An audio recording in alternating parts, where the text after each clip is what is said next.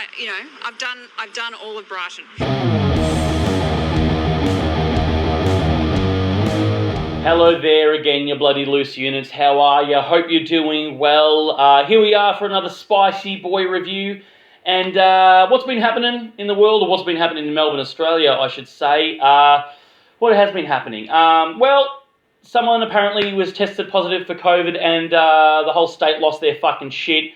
And then all of a sudden, masks are compulsory again. And people are wondering whether we're going to go into a third lockdown or not. Who knows? Fucking probably.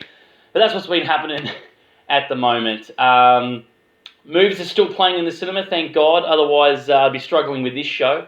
But here we are for another episode, as I said, and we're going to get straight into it. We're going to watch an Aussie film today, as it were, and this film is called Occupation Rainfall. 2 years after an intergalactic invasion of Earth sees a group of survivors from Sydney, Australia, from different walks of life, having to rely on each other to survive, fighting in a desperate war as the number of casualties continue to grow. But tensions grow high as the band of survivors must split up to go on their own side quest adventures, collect information, meet new characters, uncover horrific discoveries, learn to overcome prejudices, and try and work out what the fuck is happening in any given battle without turning up the contrast in the scene. Experience first contact in the last place you would expect, Australia. Ever wondered what would happen if Avengers Endgame fucked the Clone Wars? An invasion of a land girt by sea.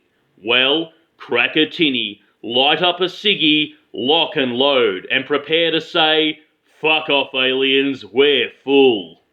And that's a synopsis for Occupation Rainfall. Now, it was written, produced, and directed by a guy called Luke Spark. He's done around about 4 feature films, including this one. And it was also produced by Monster Films, which is an Australian company that primarily is known for horror films. Every year, down under, we have a film festival run by Monster Films called Monster Fest. And it's primarily a horror festival, mostly indie stuff, of course, and self-produced. Anyone can be a part of this festival, by the way. You don't have to be produced by a big company. You can just, put in an indie horror film and fucking away you go. It's really good. They can be both short films or feature length and that sort of stuff. And they're pretty fucking rad, this company. I think Monster Fest and Monster Pictures are a godsend to our industry. Now, in the 70s, Australia had a pretty booming film culture, or film scene, I suppose. It was a magnificent time that welcomed original ideas and helped feed what's known as the drive-in culture. You saw low-budget indie films getting made all the time. Horror, sci-fi, exploitation. It was the era that birthed classics like Mad Max, for instance. There's actually a stellar, really good documentary about this time in Australian film called Not Quite Hollywood. It's got Quentin Tarantino and some famous people talking about the industry at the time. Highly recommended. I'm pretty sure you can stream it, get onto it. But anyway, that was kind of what this film is in the realm of, like indie sci-fi horror. A little bit of exploitation, I suppose, chucked in for good measure. And it's a harken back to the 70s and 80s drive-in culture, which I fucking love. Also, a production company that was behind this was Saban Film. What? That's right, those Power Ranger motherfuckers are back again for some indie cash-in. Love those guys. They're obviously help out wherever they can, wherever there possibly could money to be made, or just, something a bit of fun to do. We open the film on an epic battle sequence, and I had no idea what the fuck was going on. There was shit flying everywhere, explosion stuff. It was a bit choppy, a bit dark. Crap was going on. The battle kind of looked like what would happen if the aliens from Independence Day had won. Sort of along those lines, I suppose. But I have to admit, the special effects and CGI in this are fucking stellar. Absolute top notch. No kidding. The alien effects, as I said, the CGI and everything looked like better than majority of Hollywood films out at the moment. It was rivaling the big boys like Marvel and fucking Star Wars. The special effects were really goddamn good. Now, Australia has a lot of production. I have companies over here that help with effects for big blockbuster films. So we're pretty big in that aspect of filmmaking. We do a lot of CGI and stuff over here, and it seemed like every person that worked in that industry was chucked on this film, and it fucking shows. As I said, the CGI and the effects are absolute 100%. Whoever worked on this, A fucking plus, guys. Well done. So we're introduced to our protagonist. I like to call him Aussie Joe Manganiello because that's what he looks like, just an occa version of Joe Manganiello. And the rest of the team is a mixed bag of diversity, all sorts. Now, everyone in this film is a badass. How can we tell? Well, one of them is working out on a heavy punching bag, punching away. Her boyfriend walks in and they get right down to fucking.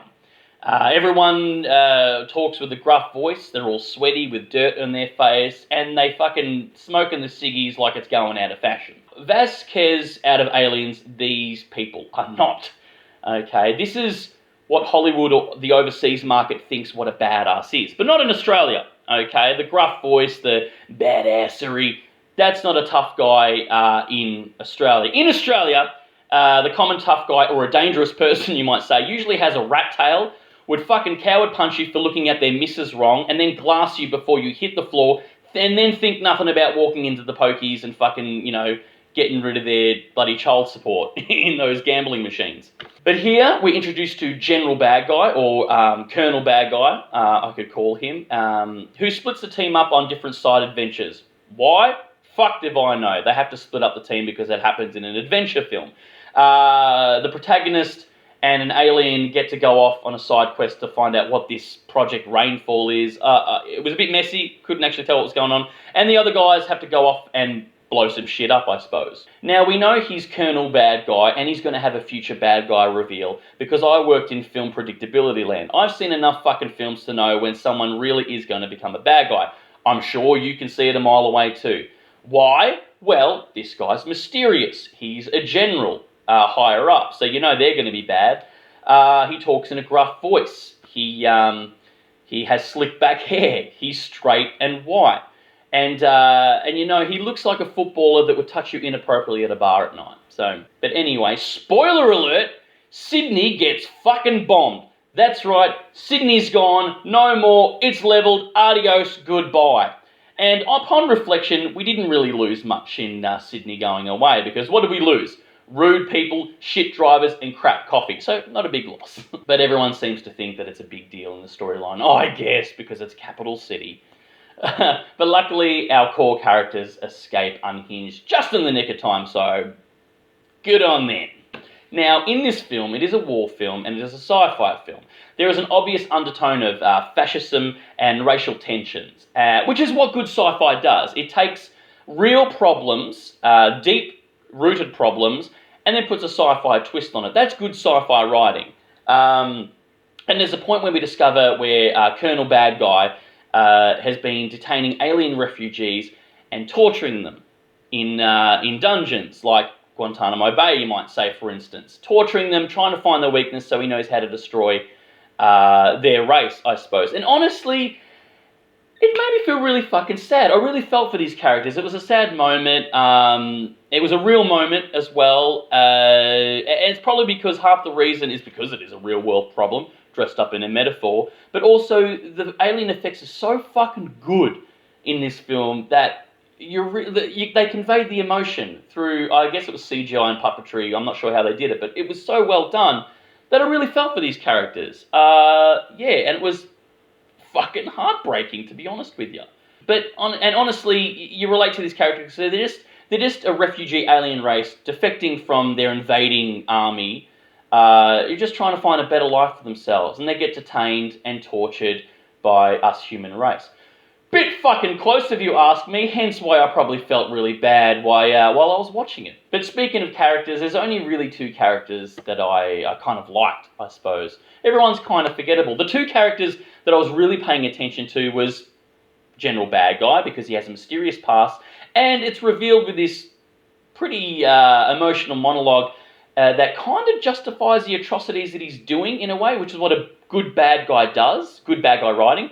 And good acting too, I have to say, from this actor. I forget his name, I'm sorry, but he was really good. And yeah, he has a really dark past, why he hates these aliens, why he wants to fuck them up and torture them. And yeah, it was good character motivation. Again, like, don't, not on his side by any stretch of the imagination, but it was justification of why he does what he does. He just didn't wake up one morning and goes, fuck it, I'm going to be a bad guy. And the other character was the defecting alien who works with Aussie Joe Manganiello. He defected and he's trying to help the good guys, or the human race, and he's torn. He's a man, or he's an alien without a country, I suppose, because his alien race wants to kill him because he's a traitor, but also the human race wants to kill him because they don't trust him. And yeah, I forget the actor who played him. I'm not sure. I think he is a character costume actor. I'll have to look that up. But yeah, really good fucking performance through CGI and puppetry. So yeah, well done there. I actually really like that character. Other than that, no one is super likable.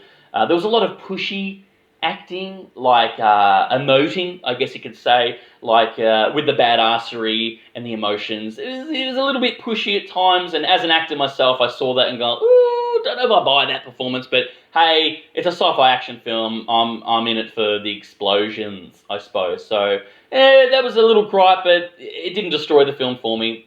There's something I noticed. Boba Fett rocks up. That's right, good old Tamuan Morrison rocks up. Fucking love that guy. It always elevates a film or a TV show when he's in it. Loved him since Once Were Warriors.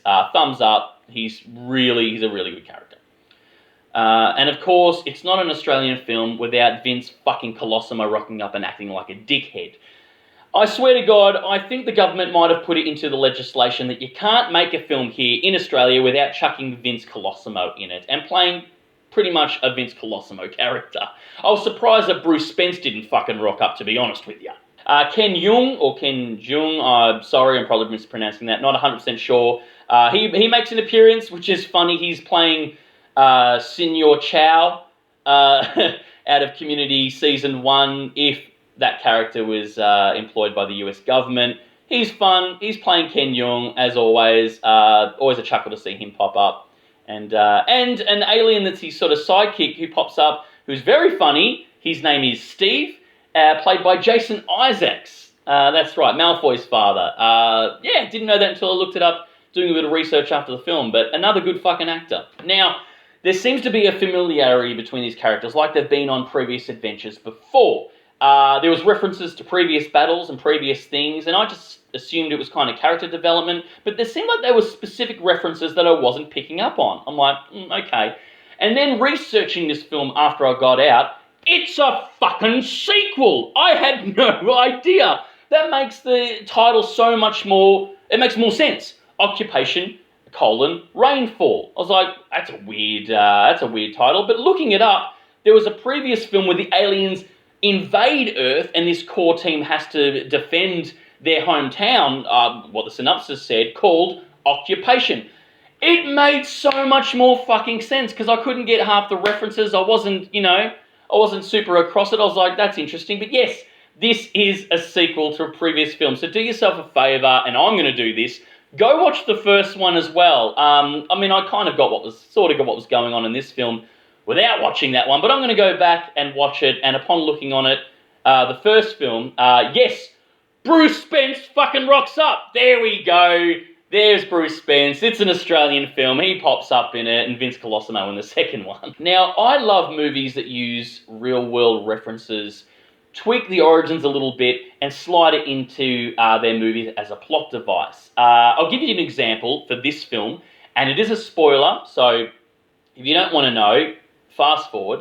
In this, the spoiler alert is that the asteroid that came plummeting towards Earth and killed the dinosaurs was actually sent by this alien race billions of years ago to wipe out the world, which it kind of did, but it also started the Ice Age, which is interesting. So it's kind of a pseudo-weapon. I don't know why, but I love when films do that. They chuck in real-world events, tweak the origin to help their storyline along. I don't know why, I just fucking dig it. Now, I'm not going to spoil the ending for this film. I've done a couple little spoilers, but I'm not going to spoil the ending to this film because I think you should go and see it.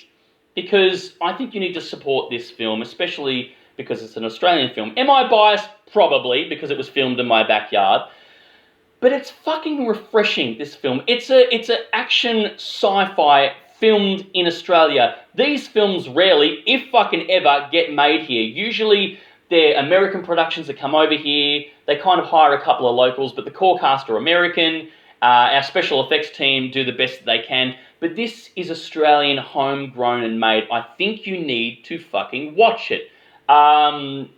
Because, like, if Australian films, which probably never or rarely get seen by Australian audiences, they're usually a slow burn crime film about suburbia, or a slow burn crime film in the bush, or a slow burn crime film based in the past, like a true crime film. We fucking love our crime films here in Australia. We froth it. Like, it's we really glorify it. I suppose we are an island of convicts, so...